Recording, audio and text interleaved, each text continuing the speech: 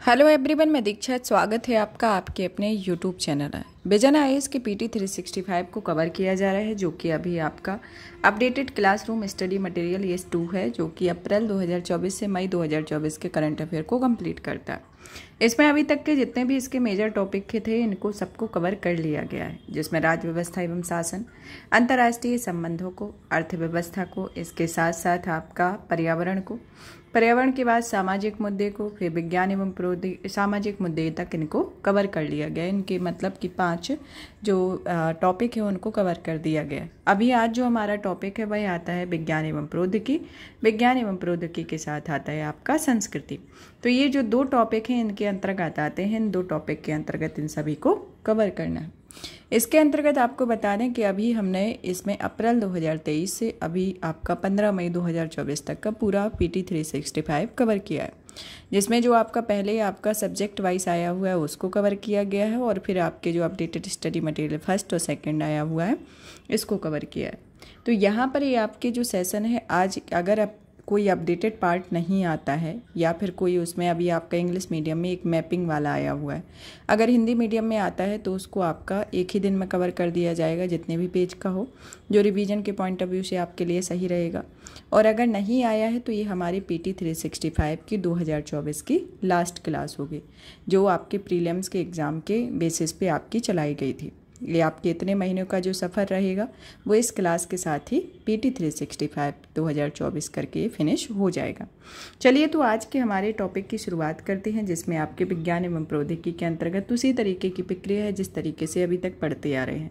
जैसे आप जैव प्रौद्योगिकी, अंतरिक्ष प्रौद्योगिकी, आपकी कंप्यूटर एवं साइबर सुरक्षा, अन्य महत्वपूर्ण सुर्खियाँ, स्वास्थ्य से रिलेटेड, फिर इसके बाद जो विविध से रिलेटेड, रक्षा से रिलेटेड जो भी टॉपिक होंगे उनको एक एक करके देखेंगे।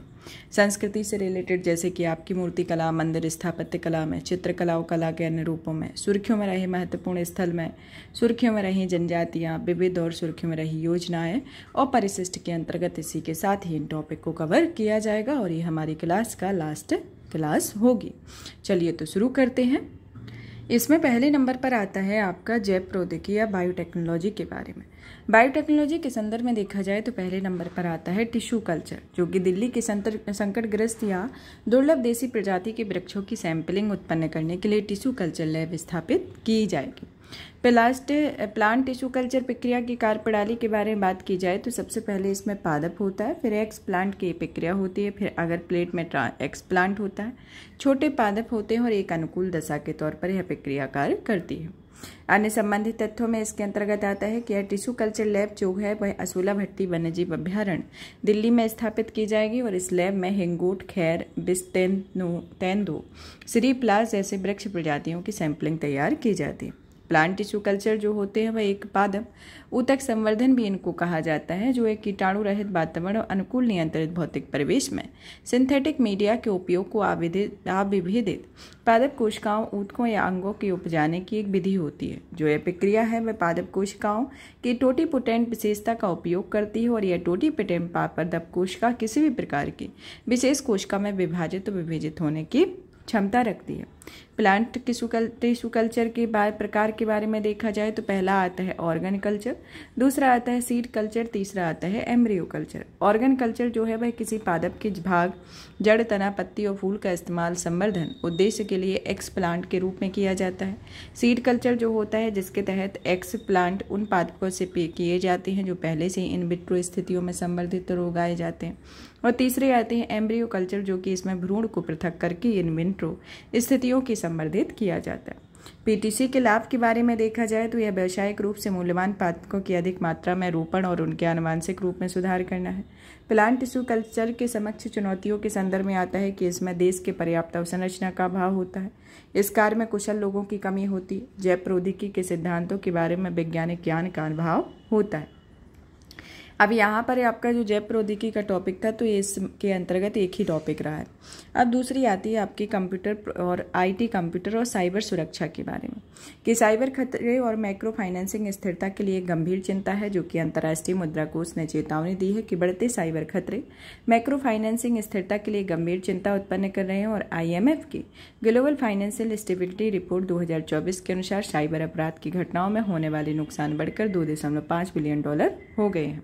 और इस सूचकांक के अंतर्गत देखा जाए तो यह ऑक्सफोर्ड विश्वविद्यालय और UNSW कैनबरा ने संयुक्त रूप से तैयार किया है। और भारत साइबर अपराध की घटनाओं के मामले में 10वें स्थान पर और देश में अग्रिम शुल्क भुगतान में जुड़ी साइबर धोखाधड़ी की घटनाएं सबसे अधिक होती हैं, जिसमें रूस शीर्ष स्थान पर, उसके बाद यूक्रेन और चीन का स्थान आता है।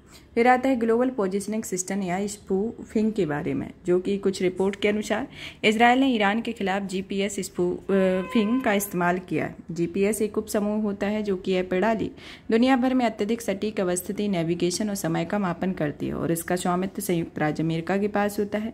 GPS स्पूफिंग जो है एक तरीके से GPS सिमुलेशन के नाम से जानी जाती है, जिसके तहत गलत GPS सिग्नल प्रसारित करके GPS रिसीवर में हेर फेर करने या धोखा देने का काम करता है। और यह स्पूफिंग GPS जैमिंग से अलग होता है।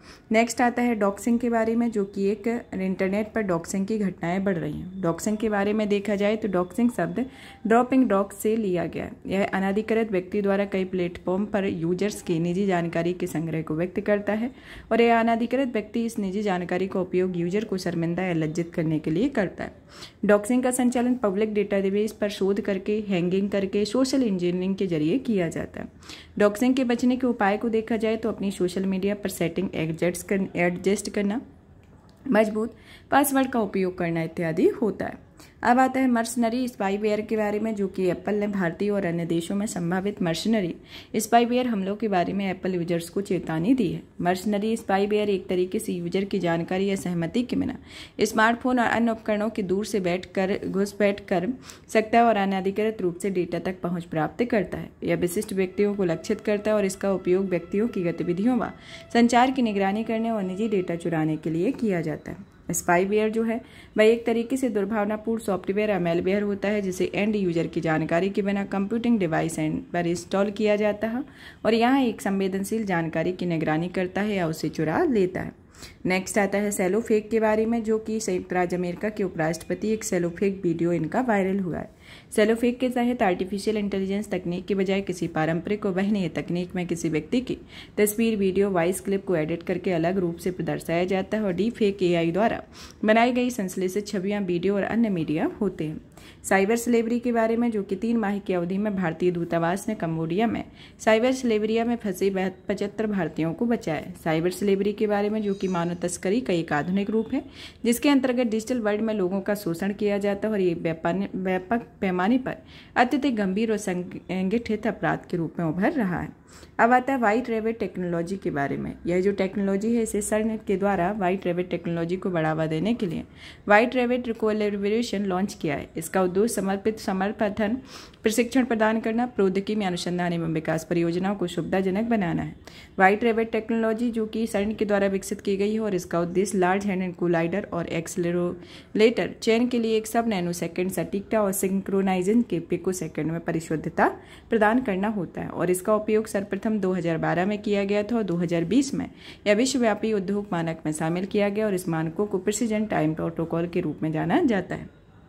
नेक्स्ट आती है अंतरिक्ष प्रौद्योगिकी, जो कि अंतरिक्ष मौसम से संबंधित है। इसे SpaceX द्वारा फरवरी 2022 में लॉन्च किए गए 39 स्टारलिंक उपग्रहों में से 38 जलकर नष्ट हो गए हैं और हालिया अनुसंधान के अनुसार अध्ययन के अनुसार इसमें अंतरिक्ष में मौजूद मौसम को जिम्मेदार ठहराया गया।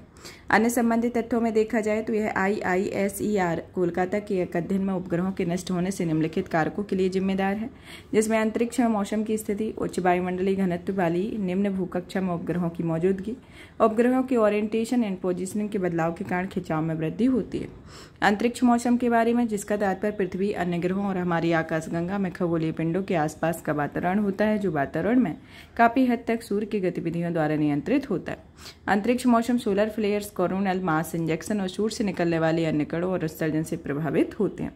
अंतरिक्ष मौसम का पृथ्वी पर प्रभाव को देख लें तो यह रेडियो ब्लैकआउट स्टार्म होते हैं, जो कि सोलर फ्लेयर्स के साथ उत्सर्जित विद्युत चुम्बकीय ऊर्जा पृथ्वी के ऊपरी वायुमंडल में रेडियो सिग्नल्स को बाधित करती है और इससे नेविगेशन प्रणाली प्रभावित होती है।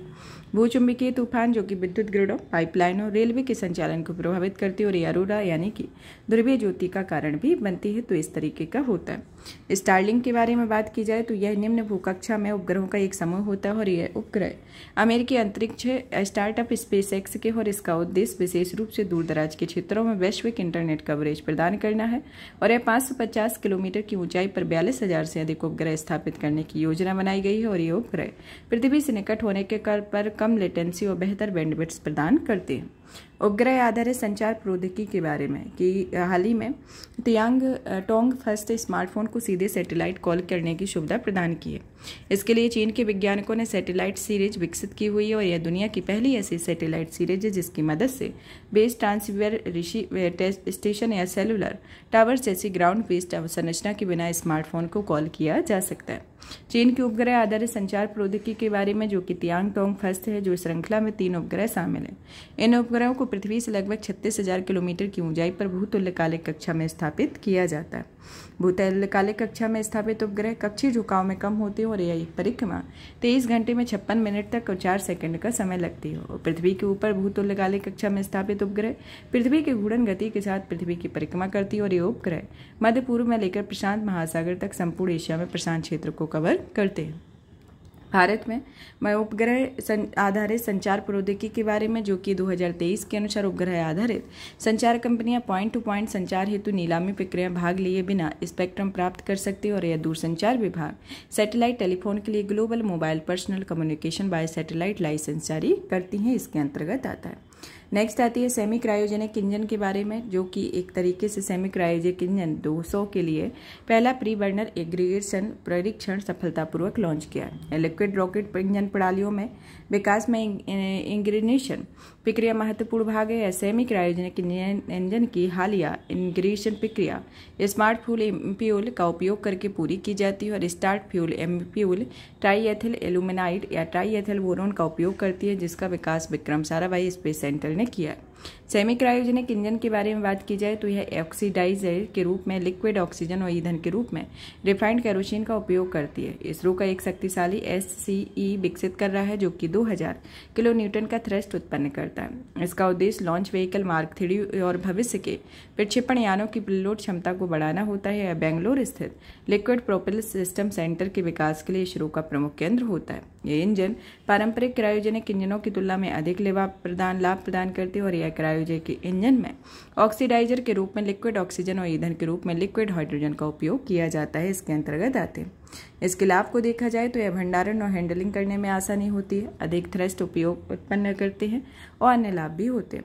सुर्खियों में रहे महत्वपूर्ण अंतरिक्ष मिशन के बारे में, जिसमें पहली आती है आर्यभट्ट, जो कि इसरो ने आर्यभट्ट उपग्रह की लॉन्चिंग की 50वीं वर्षगांठ के उपलक्ष्य में 19 अप्रैल को उपग्रह प्रौद्योगिकी दिवस मनाया है और आर्यभट्ट उपग्रह का प्रक्षेपण 19 अप्रैल 1975 को किया गया। आर्यभट्ट उपग्रह के बारे में, जो कि भारत का पहला उपग्रह था और इसका नाम 5वीं शताब्दी में महान भारतीय खगोल शास्त्री आर्यभट्ट के नाम पर रखा गया। इसका निर्माण इसरो ने किया। यह प्रक्षेपण सोवियत कॉस्मोस 3M रॉकेट से कपुस्तिन यार यानी कि रूस ने इसे किया हुआ।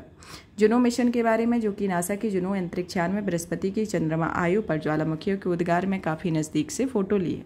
चंद्रमा आयु सौरमंडल में ज्वालामुखी रूप से सर्वाधिक सक्रिय पिंड होता है। यह नासा में से 2011 में लॉन्च किया गया।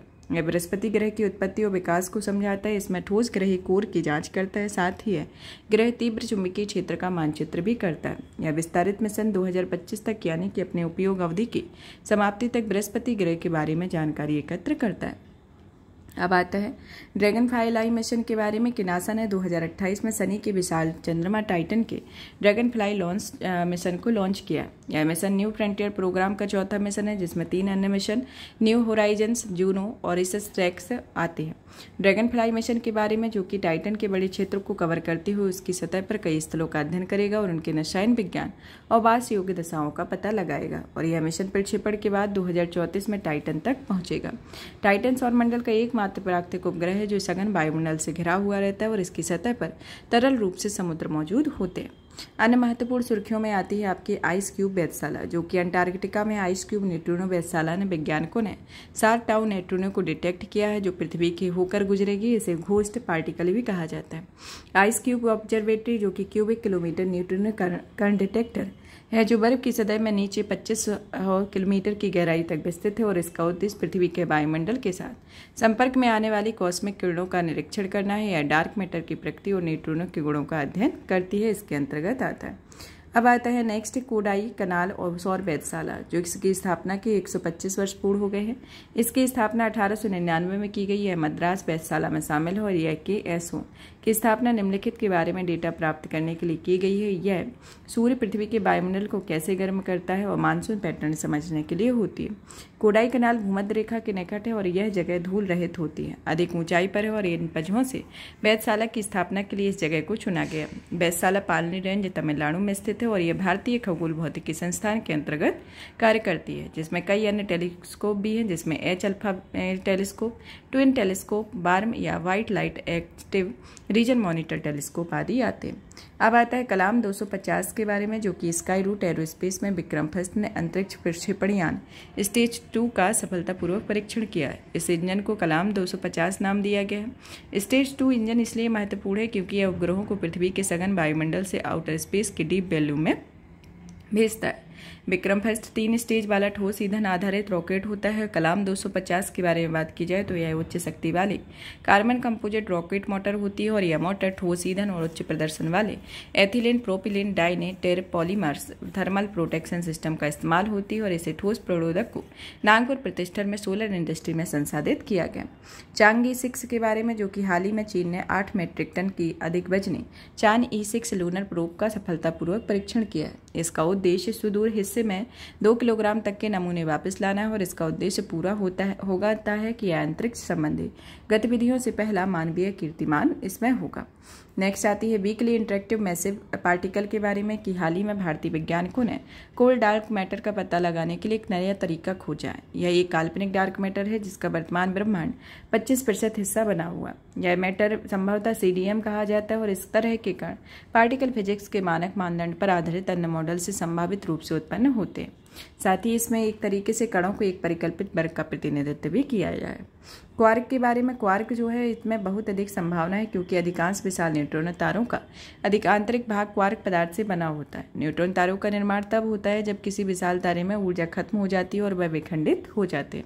क्वार्क के बारे में बात की जाए तो यह एक क्वार्क मूल कण होते हैं जो कि इलेक्ट्रॉन की तरह ये भी किसी अन्य कणों में नहीं बने होते हैं और ये एकल रूप से अस्तित्व में नहीं पाए जाते, जिसमें 2 या 3 क्वार्क के समूह होते हैं जो सामान्यतः 2 और 3 समूहों में संयोजित होकर हेड्रॉन का निर्माण करते हैं और प्रोटॉन और न्यूट्रॉन मिलकर परमाणु के नाभिक का भी निर्माण करते हैं, जिसमें क्वार्क 6 प्रकार के होते हैं, जिसमें up, down, top, bottom, stem और चार्म होता है।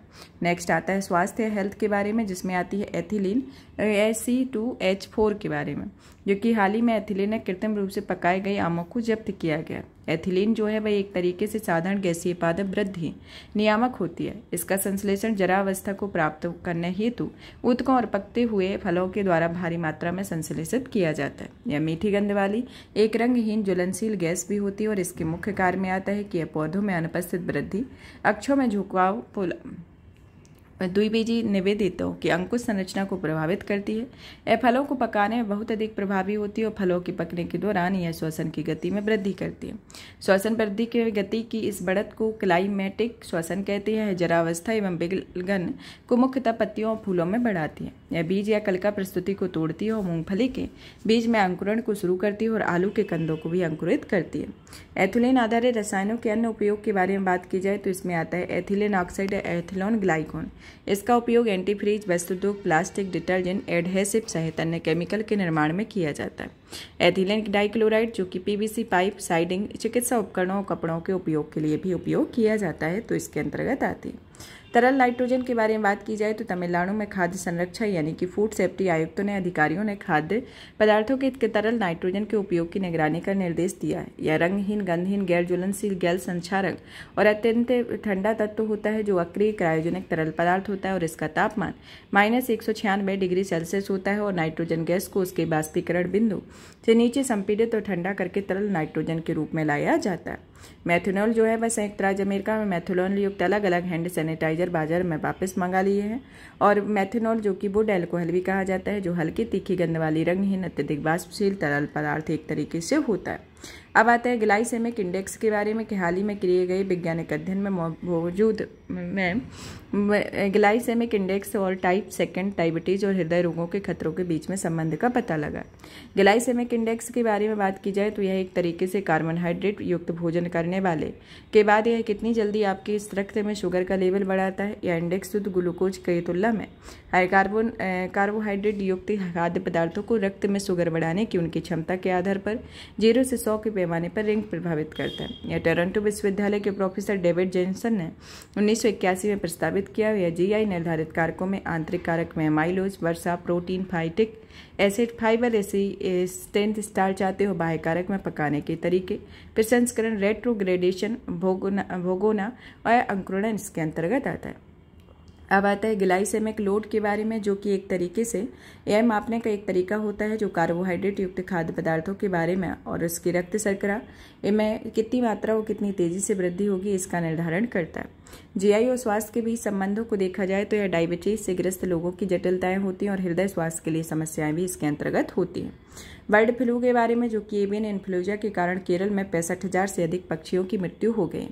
एवियन इन्फ्लुएंजा या बर्ड फ्लू, जो कि एक तरीके से bird flu type A virus के संक्रमण में होने वाली बीमारी होती है और इन्फ्लुएंजा ए वायरस को वायरस की सतह पर उपस्थित 2 प्रोटीन के आधार पर सब टाइप्स में वर्गीकृत किया जाता है, जिसमें आता है पहला हेमाग्लूटिनिन, दूसरा आता है न्यूरोमिनिडेस आता है। इस तरीके 2 प्रोटीन होते हैं जिसमें इन्फ्लुएंजा ये वायरस में H और N सियालिक एसिड के साथ परस्पर क्रिया करके विरोधी गतिविधियां करती है और सियालिक एसिड वायरस के अटैचमेंट के लिए रिसेप्टर होता है।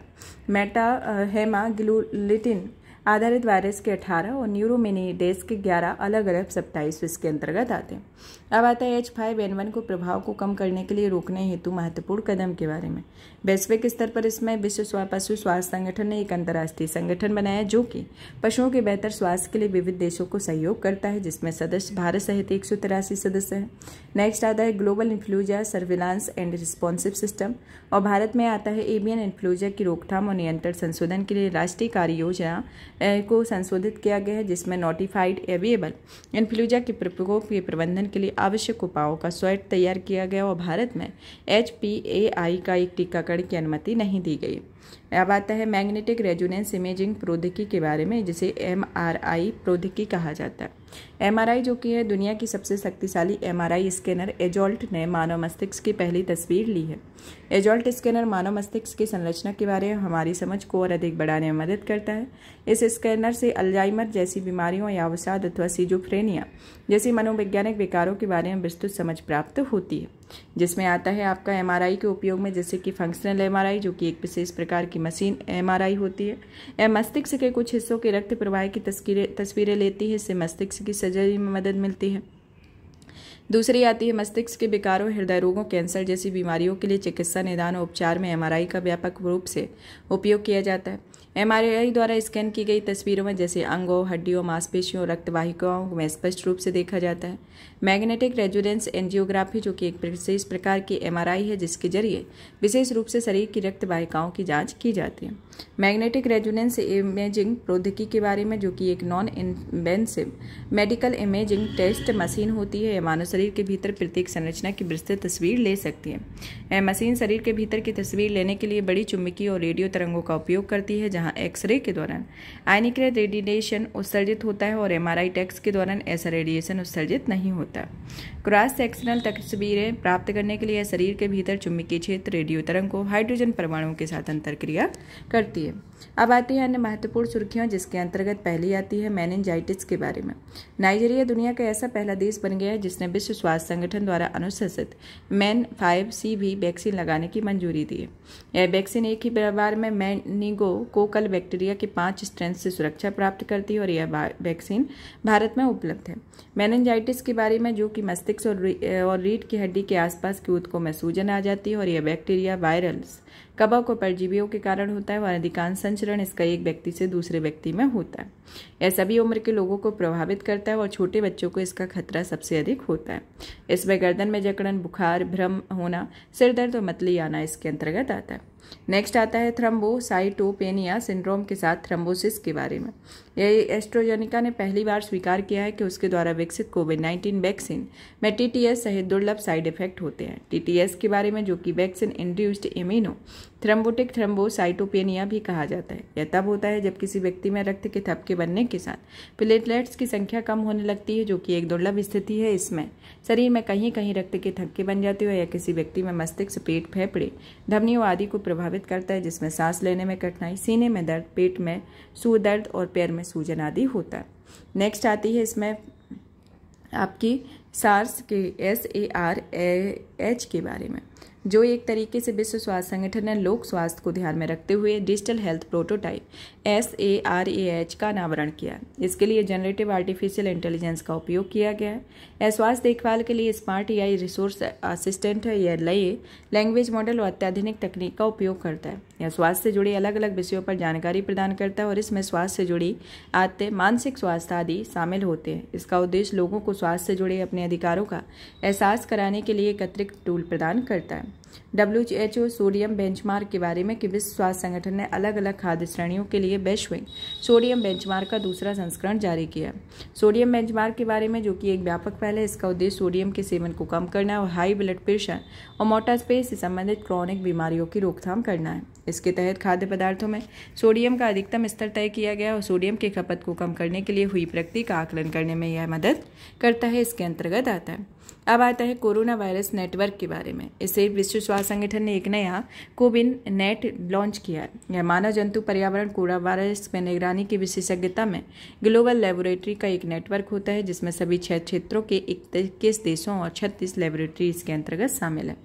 वजन घटाने वाली दवाओं के संदर्भ में देखा जाए तो मोटापे से निपटने के लिए बनाई गई कई अन्य बीमारियों के इलाज के लिए फायदेमंद है। यह कैसे काम करती है? इसमें वजन घटाने वाली दवाएं जो हैं वह ग्लूकागन लाइक पेप्टाइड फर्स्ट होता है, जो नामक आंत्र हार्मोन के लिए कार्यों में नकल करता है। ग्लूकागन लाइक पेप्टाइड मनुष्य में 3 ऊतकों तथा आंत की एंड्रोक्राइन एल कोशिकाओं, अग्नाशय की अल्फा कोशिकाओं और एक केंद्रीय तंत्रिका तंत्र को स्रावित करते हैं।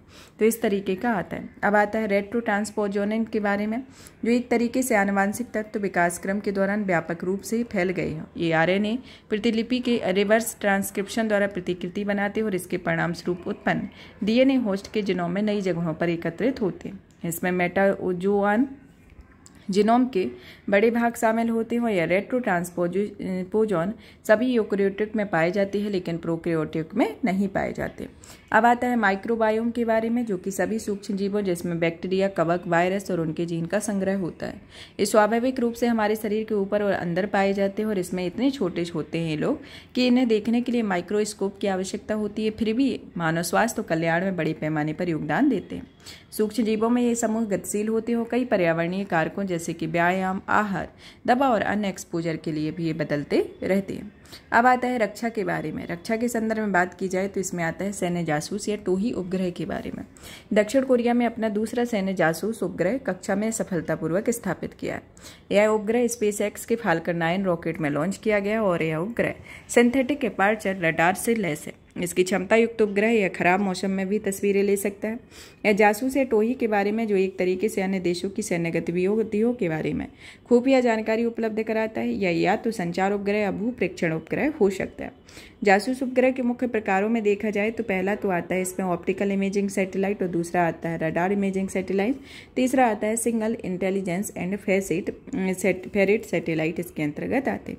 टोही उपग्रह जो विभिन्न देशों के द्वारा लॉन्च किए गए, जिसमें संयुक्त राज्य अमेरिका का कीहूल सीरीज, चीन का याओगान सीरीज, रूस का परसोना सीरीज और भारत का रडार इमेजिंग सैटेलाइट 2 जो कि भारत का टोही उपग्रह माना जाता है। यह SAR से लैस होता है, तो इसके अंतर्गत आता है। अब आता है स्वदेशी प्रौद्योगिकी आधारित क्रूज मिसाइल के बारे में कि रक्षा अनुसंधान और विकास संगठन ने देश में पूर्वी तट पर स्थित एकीकृत परीक्षण रेंज चांदीपुर उड़ीसा में मिसाइल का सफल परीक्षण किया। यह DRDO के वैमानिकी विकास प्रतिष्ठान ने विकसित किया है। यह एक स्वदेशी प्रणोदन प्रणाली के द्वारा संचालित लंबी दूरी की सबसोनिक क्रूज मिसाइल है। इसकी प्रणोदन क्षमता गैस टरबाइन अनुसंधान प्रतिष्ठान ने विकसित की हुई है।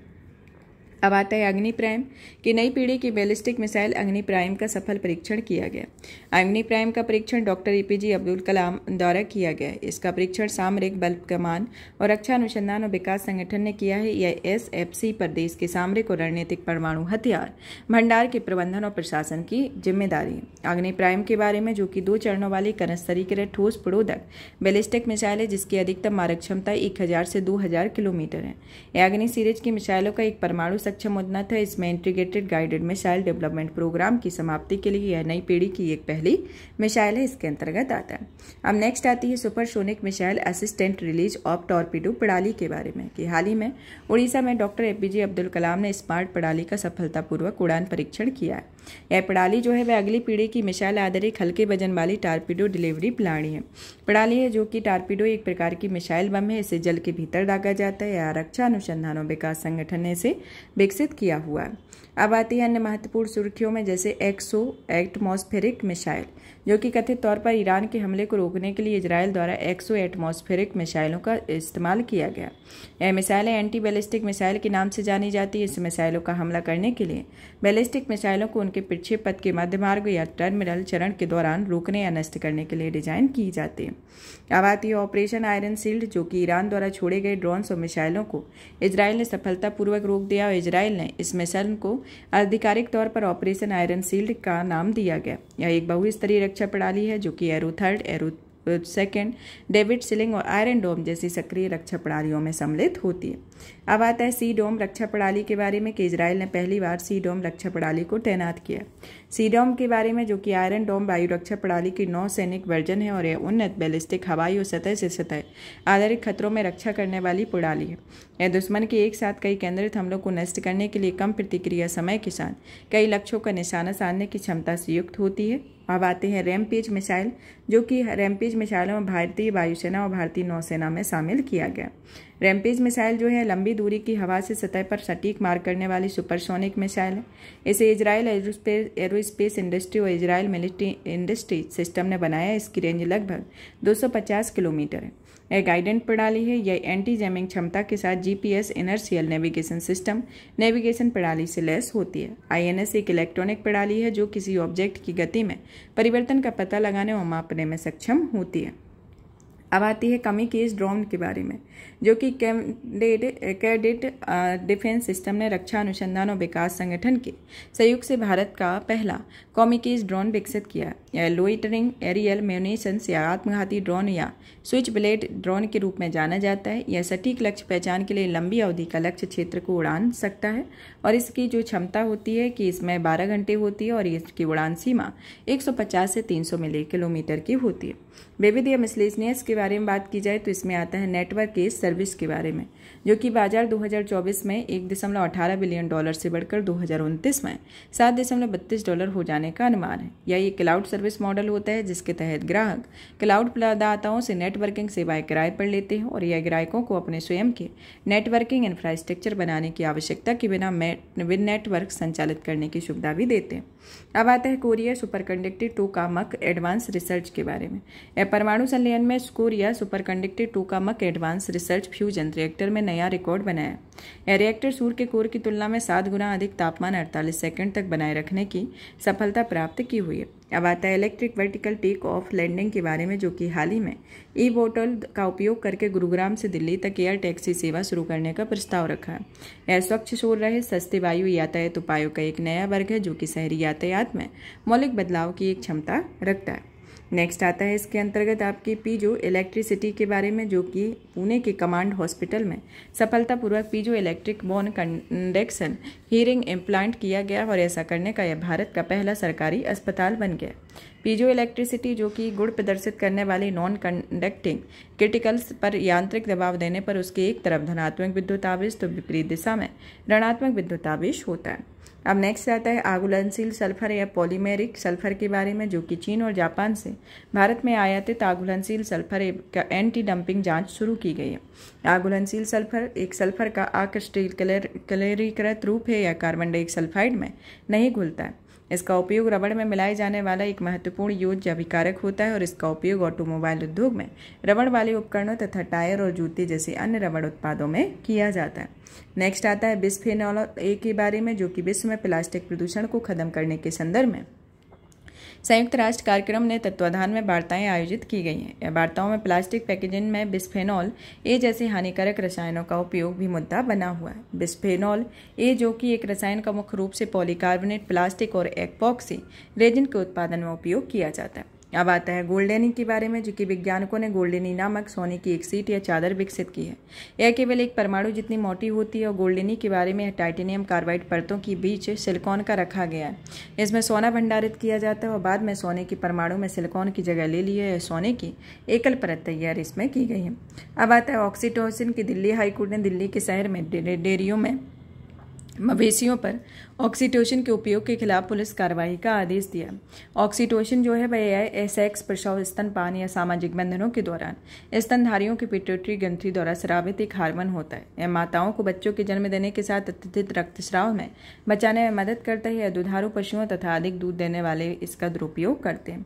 अब आता है क्लोरोपिक्रेन के बारे में, जो कि संयुक्त राज्य अमेरिका ने रूस ने क्लोरोपिक्रेन नामक रासायनिक एजेंट का इस्तेमाल करने का आरोप लगाया। क्लोरोपिक्रेन व्यापक उपयोग वाला एक फ्यूमेगंट रसायन है। इसका उपयोग रोगाणुरोधी, कवकनाशी, शाकनाशी, कीटनाशक, नेमेटेराइड और युद्ध के हथियार के रूप में किया जाता है। पहली बार प्रथम विश्व युद्ध में मित्र राष्ट्र या धुरी राष्ट्रों ने इस रसायन का इस्तेमाल पर जहरीली गैस के रूप में किया था। क्लोरोपिक्रेन जो एक तरीके से एक तेलीय लिक्विड है जो रंगहीन से लेकर फैले रंग का इस्तेमाल इसमें होता है। अब आता है नाइट्रोप्लांट, जो कि शोधकर्ताओं ने नैको अंगक एक प्रकार की खोज की है, जो कि नाइट्रोप्लांट नाम दिया है। इस अंगक की ब्राइडोस्फेरा बिगेलोवी नामक समुद्री शैवाल में खोज की गई है, जो कि नाइट्रोजन स्थिरीकरण में योगदान देती है। अब आती है सरकारी योजनाओं में विज्ञान एवं प्रौद्योगिकी, जिसमें लिडार और भौगोलिक सूचना प्रणाली, जिसमें यह नमामि गंगे योजना की पहल है। यह नमामि गंगे योजना में भारतीय सर्वेक्षण द्वारा लिडार और GIS प्रौद्योगिकी की सहायता में भौगोलिक मानचित्रण का किया गया। लिडार एक सुदूर संवेदन विधि है जो कि पृथ्वी तक दूरी को मापने के लिए संपीड़ित लेजर के रूप में प्रकाश का उपयोग करती है और इस तकनीक में एक लेजर, एक स्कैनर और एक विशेष GPS रिसीवर का प्रयोग किया जाता है। लिडार जो है दो तरीके से होती है, जिसमें स्थलाकृतिक यानी टोपोग्राफिक और बाथिमेट्रिक होती है। अब आता है इंटरनेट ऑफ थिंग, जो कि जल जीवन मिशन इसके अंतर्गत आता है, जो जल की आपूर्ति की मांग और निगरानी के लिए सेंसर आधारित IoT का तकनीक का उपयोग किया गया। ऑगमेंटेड रियलिटी, जो कि NCERT की एक पाठशाला AI ऐप पहल है, जो कि AR वास्तविक दुनिया के एक उन्नत इंटरेक्टिव संस्करण होता है। यह होलोग्राफिक तकनीक के जरिए डिजिटल, वर्चुअल, साउंड और अन्य संवेदी तकनीकों की सहायता से इसे सर्जित किया जाता है। क्लाउड कंप्यूटिंग, जो कि मेघराज या क्लाउड कंप्यूटिंग पहल है, जिसका एक ऐसी सुविधा होती है जिसमें कई उपयोगकर्ता इंटरनेट पर भुगतान करके कंप्यूटिंग सेवाओं जैसे फिजिकल सर्वर या virtual server, data storage, networking क्षमताओं का उपयोग कर सकते हैं। आर्टिफिशियल इंटेलिजेंस, जो कि PM किसान सम्मान निधि योजना के अंतर्गत इसमें AI संचालित चैटबॉट होता है, जिसमें किसानों को PM किसान योजना से संबंधित प्रश्नों का समाधान करने की सहायता करेगा। ऑप्टिकल फाइबर केबल, जिसमें भारत नेट के अंतर्गत, जो कि ग्रामीण पंचायतों में ब्रॉडबैंड कनेक्टिविटी प्रदान करने के लिए भारत नेट के तहत ऑप्टिकल फाइबर केबल बिछाए गए। भूस्थानिक सूचना प्रबंधन प्रणाली, जो कि स्मार्ट सिटी मिशन के अंतर्गत है, जिसमें भूस्थानिक सूचना प्रबंधन प्रणाली एक वेब एप्लीकेशन है, जिसमें स्मार्ट सिटी प्रोग्राम के तहत सेवाओं की गुणवत्ता में होने वाली प्रगति और उनके सुचारू संचालन के लिए GIS इनेबल्ड सर्विसेज के जरिए उनकी बेहतर निगरानी हेतु डिजाइन किया गया होता है। अब आता है PMGSY के तहत बनी ग्रामीण सड़कों पर इलेक्ट्रॉनिक रूप से रखरखाव सड़क निर्माण में हरित प्रौद्योगिकी का उपयोग, की प्रधानमंत्री ग्राम सड़क योजना के अंतर्गत आती है, जिसमें ठेकेदारों, अधिकारियों, बैंकों और आम लोगों की सहायता के लिए GIS बेस्ड एंटरप्राइज गवर्नेंस समाधान होता है। सड़क निर्माण में नई हरित प्रौद्योगिकी, जो कि अपशिष्ट प्लास्टिक का उपयोग करती है, cold mix technology, cell cold field control, क्रायर जियो टेक्सटाइल का उपयोग, नैनो प्रौद्योगिकी, फुल फेल डेप्थ रिफ्लेनेशन आता है। अब आता है कंटिन्यूअस ऑपरेटिंग रेफरेंसिंग स्टेशन, जो कि सर्वे ऑफ विजिलेंस, आबादी and mapping with improvised technology in village area या फिर स्वामित्र के अंतर्गत आती है। यह कंटिन्यूअस ऑपरेटिंग रेफरेंस स्टेशन होते हैं, जो कि एक भू सीमांकन के लिए महत्वपूर्ण है। यह वर्तमान उपग्रह नेविगेशन प्रणालियों के तहत सर्वेक्षण से संबंधित सामान्य त्रुटियों के ठीक करने के लिए RTK का उपयोग किया गया। अब आता है आधार सक्षम भुगतान प्रणाली, जो कि प्रधानमंत्री जनधन योजना में राष्ट्रीय वित्तीय समावेशन मिशन के अंतर्गत आता है, जिसमें इसके अंतर्गत एक तरीके से यह बैंक आधारित मॉडल है। इसके तहत पॉइंट ऑफ सेल पर ऑनलाइन इंटरऑपरेबल वित्तीय समामेलन लेन देन किया जाता है। यह कार्य आधारित प्रमाणीकरण का उपयोग किसी भी बैंक व्यवसाय प्रतिनिधि के माध्यम से किया जाता है। जियो टैगिंग के बारे में कि महात्मा गांधी गारंटी रोजगार अधिनियम 2005 के तहत और प्रधानमंत्री विकास कार्यक्रम के अंतर्गत इसमें ग्रामीण विकास मंत्रालय के जियो मनरेगा के जरिए मनरेगा के तहत निर्मित परिसंपत्तियों की जियो टैगिंग की गई है और यह कार्य इसरो के राष्ट्रीय सुदूर संवेदन केंद्र और सूचना विज्ञान केंद्र के सहयोग से किया गया। और जियो टैगिंग किसी इमेज की भौगोलिक अवस्थिति का पता लगाने की एक प्रक्रिया होती है। अब आती है ब्लॉकचेन तकनीक, जो कि आरबीआई द्वारा कार्ड का टोकनाइजेशन से संबंधित है। और ब्लॉकचेन तकनीक की सहायता से किसी संपत्ति की डिजिटल आइडेंटिफिकेशन के रूप में एक टोकन जारी किया जाता है और यह प्रक्रिया टोकनाइजेशन कहलाती है। रेडियो फ्रिक्वेंसी आइडेंटिफिकेशन तकनीक, जो कि एक वाहन एक फास्टैग पहल है। इस फास्टैग में ऑटोमेटिक टोल भुगतान के लिए रेडियो फ्रिक्वेंसी आइडेंटिफिकेशन तकनीक का उपयोग किया जाता है। यह विद्युत चुम्बकीय तरंगों से युक्त वायरलेस संचार की एक तकनीक होती है, जिसमें दो घटक होते हैं, एक टैग और रीडर, जिसमें एक सूचना साझा करने के लिए लाइट ऑफ साइट में होने वाली आवश्यकता नहीं होती है, इसके अंतर्गत आती है। तो ये विज्ञान एवं प्रौद्योगिकी से रिलेटेड आपका टॉपिक था। अब आता है आपका नेक्स्ट टॉपिक संस्कृति से रिलेटेड, यानी कि कल्चर के संदर्भ में। संस्कृति में पहली आती है मूर्तिकला, मंदिर और अन्य स्थापत्य कला के बारे में स्मारकों को संरक्षित सूची से हटाने के संदर्भ में कि भारतीय पुरातत्व सर्वेक्षण ने 24 लुप्त स्मारकों को 18 स्मारकों की केंद्रीय संरक्षित सूची से हटाने की घोषणा की है। एएसआई ने कुछ समय पहले उन स्मारकों की एक सूची जारी की हुई थी जो कि गायब या लुप्त हो गए। एएसआई का मानना है कि इन स्मारकों का अब राष्ट्रीय महत्व नहीं रह गया और इन स्मारकों में 18 स्मारकों को संरक्षित सूची से हटाने का निर्णय लिया गया। इस तरीके से देखा जाए तो इसमें मध्यकालीन राजमार्ग में मील के पत्थर स्थापित हरियाणा के मुजेसर गांव में स्थित कोश मीनार नंबर 13, झांसी जिले में गनर बुरकिल के मकबरे, वाराणसी में तेलिया नाला बौद्ध खंडहर आदि इसके अंतर्गत आते हैं। तो इस तरीके के स्मारक है। राष्ट्रीय महत्व के स्मारक के बारे में बात की जाए तो डीम्ड और घोषित होते हैं। डीम्ड वे होते हैं जो AMASR अधिनियम की धारा 3 के तहत इसमें ऐसे प्राचीन और ऐतिहासिक स्मारक और पुरातात्विक स्थल और अवशेष शामिल होते हैं जो राष्ट्रीय महत्व के स्मारक घोषित होते हैं। यह प्राचीन और ऐतिहासिक स्मारक पुरातत्व स्थल और अवशेष अधिनियम 1951 के अंतर्गत आते हैं और यह राज्य पुनर्गठन अधिनियम 1956 की धारा 126 के अंतर्गत यह राष्ट्रीय महत्व के होते हैं। AMASR अधिनियम की धारा 4 के तहत इसमें कोई भी प्राचीन स्मारक या पुरातत्व स्थल और अवशेष शामिल होते हैं। इसमें केंद्र सरकार द्वारा आधिकारिक राजपत्र में अधिसूचना के जरिए राष्ट्रीय महत्व का स्मारक घोषित किया जाता है और ये धारा 3 के तहत शामिल स्मारक नहीं होते हैं। केंद्रीय संरक्षित सूची में स्मारकों को हटाने के बारे में बात की जाए तो यह किसी स्मारक को केंद्रीय संरक्षित सूची से हटाने का अर्थ होता है कि अब एएसआई द्वारा संरक्षण, परिरक्षण और रखरखाव नहीं किया जाएगा। यह केंद्रीय सूची को हटाने का कार्य प्राचीन स्मारक और पुरातात्विक स्थल एवं अवशेष अधिनियम 1958 की धारा 35 के अनुसार किया जाता है। यह धारा केंद्र सरकार को यह घोषित करने का अधिकार देती है कि कोई प्राचीन और ऐतिहासिक स्मारक या पुरातात्विक स्थल एवं अवशेष राष्ट्रीय महत्व के नहीं रह गए। यह लुप्त स्मारक नामक किसी शब्दावली का इसमें प्रयोग नहीं किया गया और अनुच्छेद 49 के अंतर्गत देश भर में राष्ट्रीय महत्व वाले ऐतिहासिक, कलात्मक स्मारक या स्थानीय वस्तु का संरक्षण करने का निर्देश देता है। अब आता है AMASR अधिनियम के बारे में, जो कि प्राचीन स्मारक और पुरातत्वीय स्थल और अवशेष अधिनियम 1958 के अंतर्गत यह कानून राष्ट्रीय महत्व के प्राचीन और ऐतिहासिक स्मारकों, पुरातात्विक स्थलों, अवशेषों के संरक्षण का प्रावधान करता है। यह पुरातात्विक उत्खनन का विनिमय या मूर्तियों, नक्काशियों और अन्य वस्तुओं की सुरक्षा का प्रावधान भी करता है। यह धारा 4 में केंद्र सरकार के प्राचीन स्मारकों आदि के राष्ट्रीय महत्व का स्थल घोषित करने का अधिकार भी देता है और यह निषिद्ध करता है कि यह विनिमय क्षेत्र निर्माण संबंधी गतिविधियों में आवेदकों की अनुमति भी देता है, इसके अंतर्गत आता है।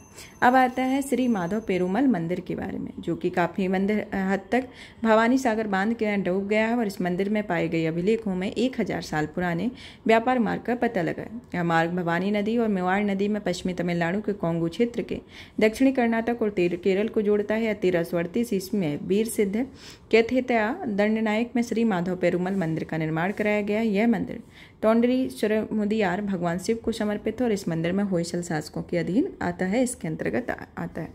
अब आता है चित्रकला और इस कला के अन्य रूप के बारे में, जिसमें आती है पहले नंबर पर मोहिनीअट्टम।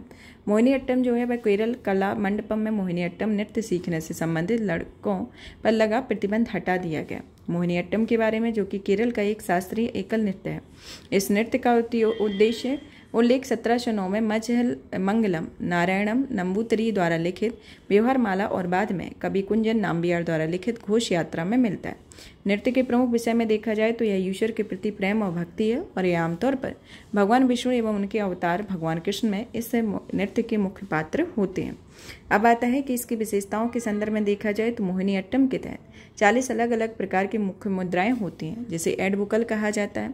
यह बिना किसी अचानक झटके और उछाल की लालित्यपूर्ण और ढलावदार शारीरिक अभिनय इस नृत्य की मुख्य विशेषता है और मुख की अभिव्यक्तियों व हस्त मुद्राओं को अधिक महत्व दिया जाता है। अब आता है तोलू बोम्मा लट्टा के बारे में, जो कि संगीत नाटक अकादमी की तोलू बोम्मा लट्टा पुतली की प्राचीन नाट्य प्रदर्शन परंपरा को पुनर्जीवित कर रही है और यह कला विलुप्त होने की कगार पर आ गई है। यह जो इसके बारे में बात की जाए तो यह चमड़े की बनी गुड़ियों के नृत्य के रूप में जाना जाता है। इसका प्रदर्शन मुख्य रूप से आंध्र प्रदेश के गोदावरी क्षेत्र में होता है। इन गुड़ियों में बकरी की खाल से बनाया जाता है और इसके नृत्य का प्रदर्शन एक छोटी स्क्रीन पर किया जाता है। यह मुख्य स्क्रीन पात्र जानवर, पक्षी, देवता और राक्षस होते हैं और मुख्य विषय रामायण और महाभारत से इसमें जुड़ा होता है, जो कि तोलू बोम्मा लट्टा के नाम से इसे जाना जाता है। सुर्खियों में रहे स्थल के बारे में आता है आपका नेक्स्ट पड़ता बेट के बारे में। यह जो है यह पुरातात्विक उत्खनन से गुजरात के कच्छ में पड़ता बेट में 5200 साल पुरानी हड़प्पा युगीन बस्ती का पता लगा। यह बस्ती प्राक हड़प्पा कब्रिस्तान जूना खटिया के नज़दीक स्थित है। जूना खटिया दरअसल एक सामूहिक समाधान स्थल है। यह पाक हड़प्पा से लेकर उत्तर हड़प्पा तक की पुरातात्विक साक्ष्य है, जिसमें वर्धमान में एक नए प्रकार की श्रेमिक कलाकृतियां शामिल हैं, जिसमें जार, छोटी कटोरियां, खाना परोसने की प्लेट्स आदि आते हैं। कार्नियल और गोमेज से बनी कम कीमती मनके, टेराकोटा से बनी तकलियां, तावा पत्थर से बने उपकरण आदि कलाकृतियां इसमें शामिल होती हैं। यह एक तरीके से उत्खनन में मवेशी, भेड़ या बकरी की हड्डियों और खाने योग्य संख्य के अवशेष मिले हुए हैं और इनकी प्राप्ति से जानवरों को पालतू बनाने के लिए इसमें संकेत मिलता है। नेक्स्ट आता है तेलंगाना से नई पुरातात्विक स्थल के बारे में कि पुरातत्वविदों ने तेलंगाना में 3 नई पुरातात्विक स्थल की खोज की है, जिसमें आते हैं ओरागुट्टा या लो युग का महापाषाण स्थल है, भद्रादी गुडम जिले में गुंडाला मंडल के दम रागटोगु में 2 नए सेल कला स्थल हैं, जिसमें देवर लवंदमुला यहाँ से केवल जानवरों के चित्र मिले हैं और यह मनुष्य हथियार का कोई चित्र नहीं मिला है। और यह आमतौर पर इस क्षेत्र में विशेष प्रकार के महापाषाण स्मारक पाए जाते हैं, जो कि डोलमेनाइट सिस्ट के नाम से जाने जाते हैं। यह सिस्ट कक्ष युग सावधान संरचनाएं हैं, जो कि अर्धभूमिगत होती हैं।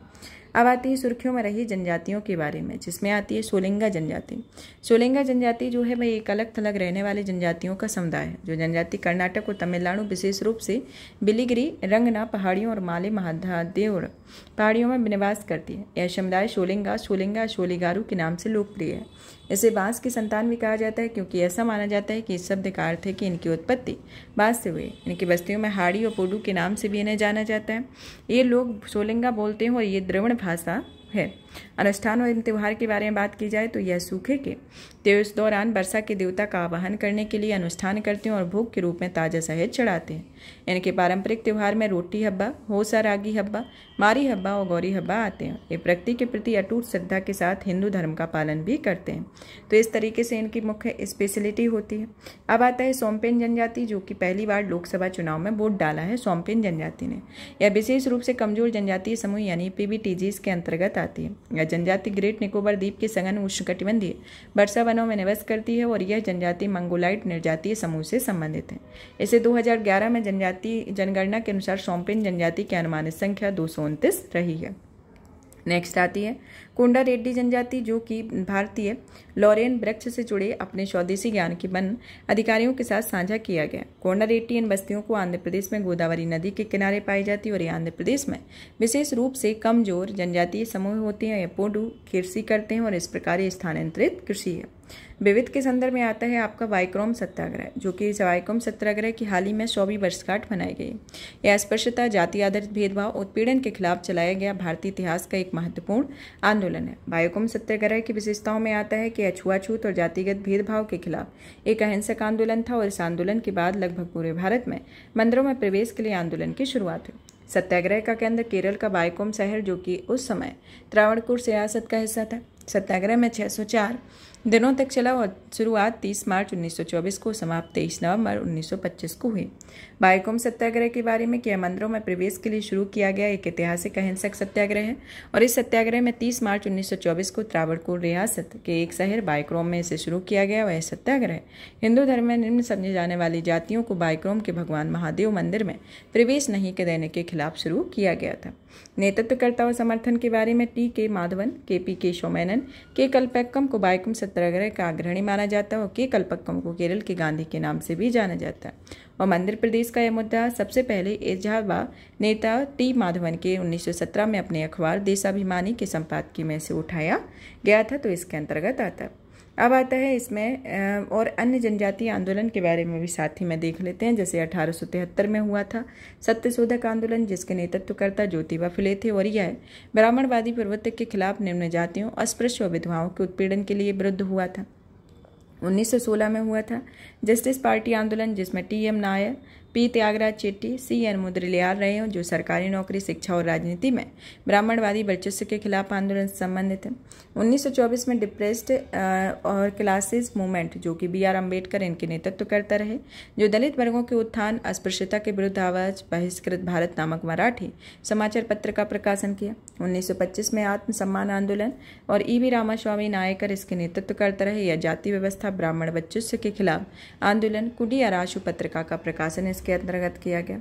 अब आता है वर्ल्ड क्राफ्ट सिटी के बारे में कि वर्ल्ड क्राफ्ट सिटी जो इंटरनेशनल को श्रीनगर में वर्ल्ड क्राफ्ट सिटी हेतु प्रारंभिक नामांकन के लिए चुना गया है। श्रीनगर का चयन WCC के रूप में इसके अंतिम नामांकन से पहले इसे शिल्प क्लस्टर के मैप करने के लिए किया गया। श्रीनगर की स्थानीय शिल्प पश्मीना शॉल, अखरोट की लकड़ी पर नक्काशी, हाथ से बुने हुए कालीन, कानी शॉल, खतब स्तंभ तथा सोजनी शिल्प, जल करडोजी, नमधा, बसोली, चित्रकला, पेपर मैसी कला आदि शामिल है। वर्ल्ड क्राफ्ट सिटी के बारे में जो कि 2014 में शुरू किया गया था, यह दुनिया भर में सांस्कृतिक, आर्थिक, सामाजिक विकास में स्थानीय प्राधिकारियों, शिल्पकारों, समुदायों की भूमिका को मान्यता प्रदान करती है। WCCI एक कुवैत का स्थित एक संगठन है जो कि दुनिया भर में पारंपरिक शिल्प की मान्यता और संरक्षण पर काम कर रहा है। अब आता है सुर्खियों में रही प्रमुख योजनाओं के बारे में। यहाँ संस्कृति से रिलेटेड भी टॉपिक आपका फिनिश होता है। सुर्खियों में रही योजनाओं के संदर्भ में बात की जाए तो सबसे पहले आती है आपकी राष्ट्रीय आयुष मिशन, जो कि हाल ही में स्वास्थ्य और परिवार कल्याण मंत्रालय की संसदीय स्थायी समिति ने राष्ट्रीय आयुष मिशन की समीक्षा रिपोर्ट जारी की है। यह आयुष मंत्रालय के अंतर्गत आती है और इसका उद्देश्य रोग के बोझ को कम करने के लिए समग्र कल्याण और सेल्फ केयर को बढ़ावा देना है। यह एक केंद्र प्रायोजित योजना है जिसकी अवधि 2015 से 2025-26 तक होती है और इसका उद्देश्य आयुष स्वास्थ्य देखभाल सेवाओं को मजबूत और बेहतर बनाकर पूरे देश में आयुष स्वास्थ्य देखभाल सेवाएं प्रदान करना होता है। आयुष में शामिल है आपका आयुर्वेदिक। आयुष का आपका MPPSC में लास्ट ईयर क्वेश्चन मतलब फुल फॉर्म पूछा गया था कि इसका नाम क्या होता है। यह भारत की समृद्ध सांस्कृतिक और स्वास्थ्य देखभाल विरासत का एक अभिन्न अंग है। इसकी चिकित्सा पद्धतियां प्राचीन और प्रथाओं से प्रेरित होकर स्वास्थ्य और कल्याण पर अद्वितीय परिप्रेक्ष्य प्रदान करती हैं, जिसमें आयुर्वेद, योग, यूनानी, सिद्ध, शोभा रिंगपा, होम्योपैथी इसके अंतर्गत शामिल होती हैं। आयुष की पृष्ठभूमि को देखा जाए तो इसे 2014 में शुरू किया गया था और इसके पहले आयुष को बढ़ावा देने से संबंधित पहलों को राष्ट्रीय ग्रामीण स्वास्थ्य मिशन के साथ एकीकृत किया गया था। आयुष द्वारा प्रदत्त सेवाओं में लागत प्रभावी आयुष सेवाएं निम्नलिखित के द्वारा होती हैं, जिसमें आयुष अस्पतालों और औषधालयों के उन्नयन के माध्यम से सार्वभौमिक पहुंच के द्वारा प्राथमिक स्वास्थ्य केंद्रों, सामुदायिक स्वास्थ्य केंद्रों और जिला अस्पतालों में आयुष सुविधाओं में सही स्थापना करके 10 बिस्तरों वाले, 30 बिस्तरों वाले और 50 बिस्तरों वाले एकीकृत आयुष अस्पतालों की स्थापना करके इसका आरंभ किया गया था। अब आता है पोषक तत्व आधारित सब्सिडी योजना के बारे में, जो कि रसायन एवं उर्वरक मंत्रालय के अंतर्गत आती है। इसका उद्देश्य किसानों को रियायती कीमतों पर उर्वरक उपलब्ध कराना है। यह केंद्रीय क्षेत्र की योजना है। यह अंतर मंत्रालयीय समिति है जिसे वित्त वर्ष NPKS के प्रति पोषक तत्व आधारित सब्सिडी की सिफारिश करती है। इसका उद्देश्य राष्ट्र की खाद्य सुरक्षा सुनिश्चित करना है, कृषि की उत्पादकता में सुधार करना और उर्वरकों को संतुलित उपयोग सुनिश्चित करना होता है। इसकी पृष्ठभूमि देखी जाए तो इसे 1992 में फास्ट फूड पोटास के उर्वरकों को विनिमय से मुक्त कर दिया गया और इनमें उनकी कीमतें बढ़ गईं। किसानों में नाइट्रोजन का अत्यधिक उपयोग किया और कीमत अभी भी नियंत्रित की। इसमें मिट्टी के पोषक तत्वों NPK में असंतुलन पैदा हो गया, जिसमें मिट्टी की उर्वरकता भी कम हो गई और 2010 में NBS योजना शुरू की गई थी, इसके अंतर्गत आता है। अब आता है नेक्स्ट आपका इसमें एक शुद्धि पत्र दिया गया है, क्योंकि लास्ट टाइम पे जब आपका जो सुर्खियों में रही योजनाओं को कवर किया गया था, तो उसमें प्रधानमंत्री फसल बीमा योजना के अंतर्गत आपको इसमें केंद्रीय क्षेत्र की योजना के संदर्भ में इसमें आपको चेंज करना है, क्योंकि उसमें केंद्र प्रायोजित योजना दी गई थी। और इसमें राष्ट्रीय सामाजिक सहायता कार्यक्रम जो इसमें दिया गया था इंदिरा गांधी राष्ट्रीय विधवा पेंशन योजना के अंतर्गत, तो आपको इसमें से ये चीज़ करेक्शन कर लेनी है। सुर्खियों में रही योजनाओं को आपको पहले भी आपका कवर कर दिया गया है, तो आप उसको जाके इसमें ज़्यादा अपडेट नहीं है, नॉर्मल ही है, तो ये तो आपने जब पढ़ा होगा उसी टाइम पे समझ में आ गया होगा। अब आता है इसके अंतर्गत आपका परिशिष्ट में, जिसमें भारत के शास्त्रीय संगीत के बारे में। परिशिष्ट भारत के शास्त्रीय संगीत के बारे में बात की जाए तो ये पहला आता है हिंदुस्तानी शास्त्रीय संगीत और कर्नाटक शास्त्रीय संगीत।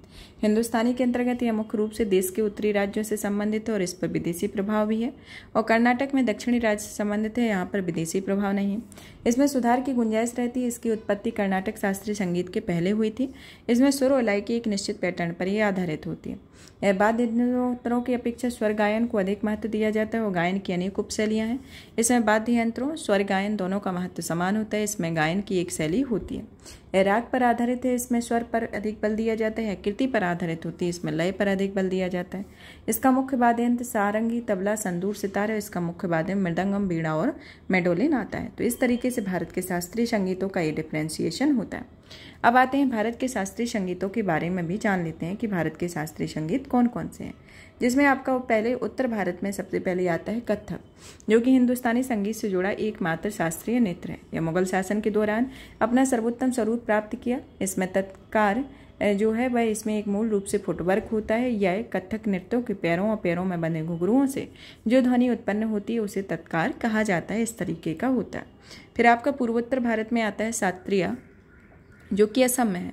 यह महान वैष्णव संत और सुधारक श्रीमंत शंकरदेव द्वारा 15वीं शताब्दी ईस्वी में असम में इसका सूत्रपात हुआ। यह नृत्य परंपरागत हस्तमुद्राओं, फुटवर्क, आहार, संगीत आदि के संबंध में शक्ति से बने सिद्धांतों की परंपरा से संचालित होता है। फिर आता है आपका उत्तर भारत में आपका की नॉर्थ ईस्ट में मणिपुरी, यानी कि मणिपुर में, जो कि वैष्णववाद थीम पर आधारित है। यह शक्तिवाद और शैववाद भी इससे जुड़े हैं। यह कलाकार कभी भी दर्शकों से नजर नहीं मिलाते। इस नृत्य में फुटवर्क कभी सुनाई नहीं देता है, तो इसकी विशेषता है।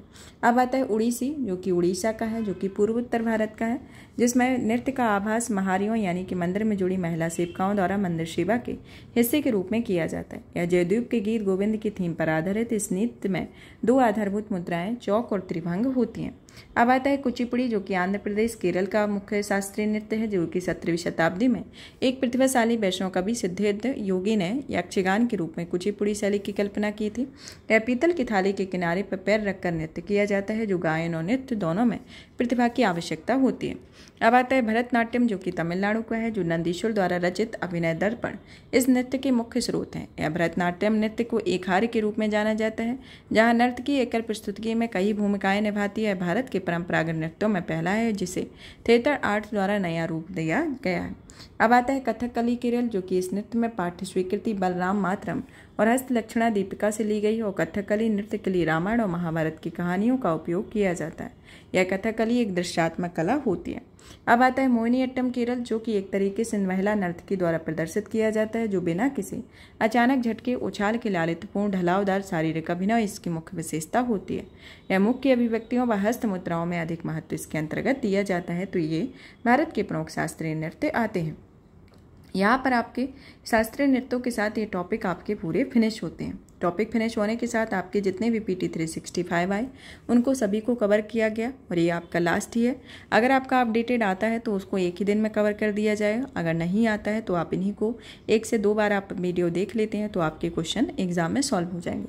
आप जब तक इस सेशन को ज़्यादा से ज़्यादा शेयर करें, वीडियो को लाइक करें, चैनल को सब्सक्राइब करें और आपका जो 16 जून को एग्ज़ाम है उसके लिए बेस्ट विशेस कि आप अच्छे से एग्ज़ाम दें और अपनी तैयारी को वहाँ एकदम स्टेबिलिटी के तौर पर अपने माइंड का यूज़ करें और एक तार्किक तरीके से क्वेश्चन को सॉल्व करें।